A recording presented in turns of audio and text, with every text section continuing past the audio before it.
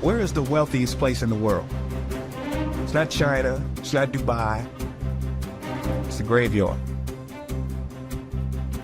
Because in the graveyard, you will find inventions never invented, businesses never erected, songs never sung, books never written, ideas never nurtured, people never realized. But you want to know something else? You're not in the graveyard yet. We get one life, and every passing moment, we will never get back again. The problem is, you think you have time. Stop wasting your life. How many hours a day you waste, or how many hours a week you waste. And the classic answer is something like 4 to 6 hours a day. You know, inefficient studying, watching things on YouTube that not only do you not want to watch, that you don't even care about, that make you feel horrible about watching after you're done. That's probably 4 hours right there. You know, you think, well, that's 25 hours a week. It's 100 hours a month. That's 2.5 full work weeks. It's half a year of work weeks per year. And if your time is worth $20 an hour, which is a radical underestimate, it's probably more like 50 if you think about it in terms of deferred wages. If you're wasting 20 hours a week, you're wasting $50,000 a year, and you are doing that right now. And it's because you're young. Wasting $50,000 a year is a way bigger catastrophe than it would be for me to waste it, because I'm not going to last nearly as long. And so if your life isn't everything it could be, you could ask yourself, well, what would happen if you just stopped wasting the opportunities that are in front of you? You got to be very intentional and deliberate. The stuff that you're dreaming about, the stuff that you want to happen, it's not going to happen by osmosis. Like, you got to get up and you got to go after it. And what the devil wants you to do, what the enemy wants you to do, is get distracted and focus on stuff you shouldn't be focusing on. He wants you to stay in bed. What he would love to do is for you to waste these next 2 or 3 weeks. People spend time waiting for when the time is going to be right. They're waiting for the pieces to fall into place. They're waiting for the planets to align. They're waiting for everything to be all set. It's not going to happen. You want to know when the time is right? The time is right now. All you have to do to kill procrastination is just start. More active and commendable still is the person who is waiting for the daylight and intercepts the first rays of the sun. Shame on him who lies in bed dozing when the sun is high in the sky, whose waking hours commence in the middle of the day. You have to dedicate every breath, every ounce of energy, and every thought and effort that you possibly have in your heart to becoming what it is you want to be. Because nothing great comes from a position of comfort. Everything worthwhile, everything that is great comes from being in a position of uncomfortable. Nothing worthwhile is easy to get. Everything's going to make you uncomfortable. Get fucking used to it.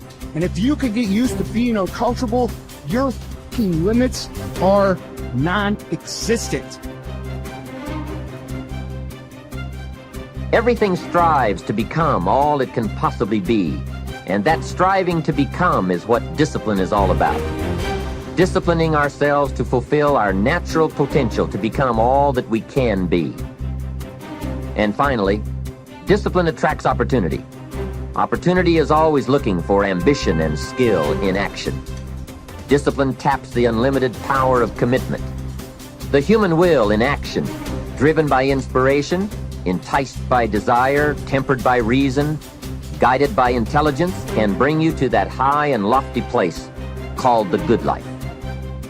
Discipline, those unique steps of intelligent thought and activity that put a lid on temper and a faucet on courtesy, that develop positive and control negative, that encourage success and deter failure, that design lifestyle and control frustration, that enhance health and curb sickness, that promote happiness and manage sadness. Discipline, the start and the continuing process that brings all good things. And remember, anyone can start the process. It's not if I could, I would. It's if I would, I could. If I will, I can. So start the new process. You can begin a new habit no matter how small it is. Small isn't important. Whether or not you start and whether or not you continue are all that is important. And don't be deluded by an affirmation. Only affirm what you are truly prepared to do. Many of us delude ourselves with our words into believing that we're making changes and making progress, when in fact our daily activity is taking us in the exact opposite direction of our affirmations. Why would you walk in the opposite direction of your dreams? The man dreams of wealth and walks daily towards certain financial disaster. The man wishes for happiness and thinks the thoughts and commits the acts that take him to certain despair. So to have a prosperous life, start a prosperity plan. To become wealthy, start a wealth plan. Remember, you don't have to be wealthy to have a wealth plan. A person with no means can have a rich plan. If you are ill, start a health plan. If you don't have energy, start an energy plan. If you don't feel good, start a feel-good plan. If you're not smart, start a smart plan. If you can't, start a can plan. If you haven't, start a have plan. Anyone can. Even a bad person can start hearing good messages and reading good books. Recognize that the start of the better life, the happy life, the wealthy life, is today. This is exciting. Both the process and the result can begin today. Start the new journey today. If you think of a new idea, today is the day to begin the discipline of putting that idea into action. Set this day up as a long, busy, exciting start for your new life. Get your first book for your new library today. Begin your new practice of setting goals today. Start clearing out a drawer of your new orderly desk today. Start eating an apple a day on your new health plan today. Put some money in your new investment for fortune account today.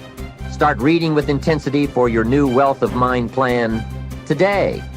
Write a postponed letter today. Make a delayed telephone call today. Pick up your camera and take a picture of something to start your new treasury of photographs today.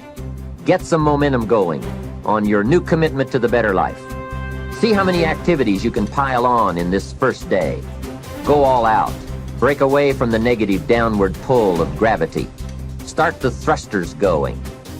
Prove to yourself that waiting is over, hoping is past, and that faith and action have now taken charge.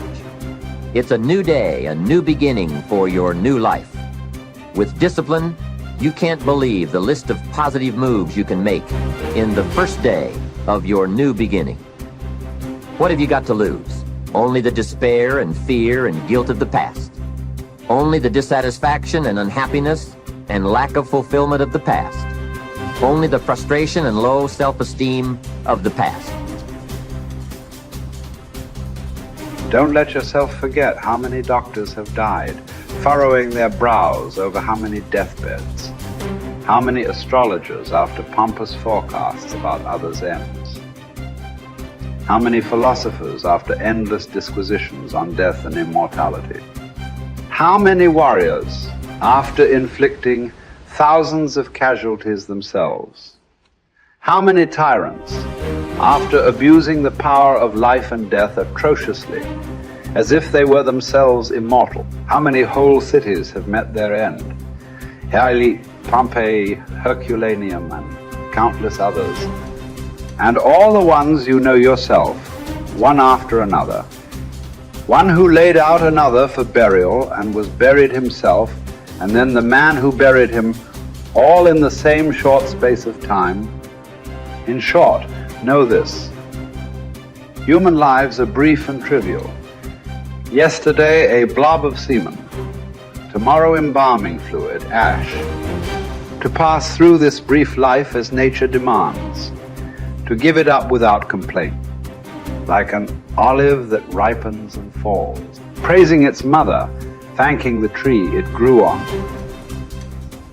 If you do the task before you, always adhering to strict reason with zeal and energy, and yet with humanity, disregarding all lesser ends and keeping the divinity within you pure and upright, as though you were even now faced with its recall. If you hold steadily to this, staying for nothing and shrinking from nothing, only seeking in each passing action a conformity with nature, and in each word and utterance a fearless truthfulness, then the good life shall be yours. And from this course, no man has the power to hold you back. Soon you'll be ashes or bones, a mere name at most. And even that is just a sound, an echo. The things we want in life are empty, stale and trivial. Dogs snarling at each other, quarreling children, laughing and then bursting into tears a moment later. Trust, shame, justice, truth, gone from the earth and only found in heaven. Why are you still here? Sensory objects are shifting and unstable. Our senses dim and easily deceived. The soul itself, a decoction of the blood, fame in a world like this is worthless. And so, wait for it patiently, annihilation or metamorphosis. And until that time comes, what? Honor and revere the gods. Treat human beings as they deserve. Be tolerant with others and strict with yourself. Remember, nothing belongs to you but your flesh and blood, and nothing else is under your control.